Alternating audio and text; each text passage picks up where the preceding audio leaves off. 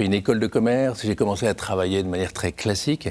Et puis j'ai perdu mon travail, j'ai été au chômage pendant 8 mois. Vous aviez quel âge à peu près ? J'étais jeune marié, j'avais 23-24 ans. Hermine, on avait déjà un enfant. Hermine était étudiante et elle était enceinte. Et moi au chômage. Vous voyez un peu le tableau. Et Hermine m'a dit, parle-en à Saint-Joseph, patron du travail et patron des pères de famille. Et du coup, je ne connaissais pas bien Saint-Joseph. Et elle m'a dit, le jour où tu lui en parles de ta recherche, sois précis, parce que la tradition populaire nous dit qu'il faut être précis. Et un jour, dans Paris, je passe devant l'église Saint-François-Xavier.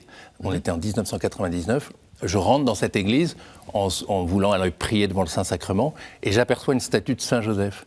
Et je dis à Saint-Joseph, écoutez, j'ai 3 choses à vous dire. Je cherche du travail, j'aimerais voyager, mais en habitant à Paris pour qu'Hermine puisse faire ses études. J'aimerais gagner ma vie, mais l'argent ne m'intéresse pas. Donnez-moi mon pain quotidien. Quant au secteur d'activité, donnez-moi plus qu'un métier, une vocation. Et alors j'ai oublié ma prière, je suis reparti. Quelques semaines après, une association Enfants du Mékong, dont je n'avais jamais entendu parler, m'a contacté. J'ai passé des entretiens, tout allait très bien. Et le dernier entretien à Paris, non loin de Saint-François-Xavier, le président m'a dit « Nous vous embauchons pour vous occuper du développement de l'association. Et j'ai 3 choses à vous dire. D'abord, vous allez travailler à Paris, mais vous voyagerez souvent en Asie du Sud-Est. Deuxièmement, en rentrant chez Enfants du Mékong, vous renoncez au salaire du privé, mais vous aurez de quoi vivre.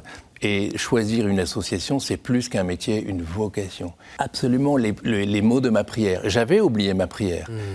Le président rajoute, Benoît, peut-être savez-vous que le saint patron du Vietnam, c'est Saint-Joseph. Et il m'a invité à me retourner.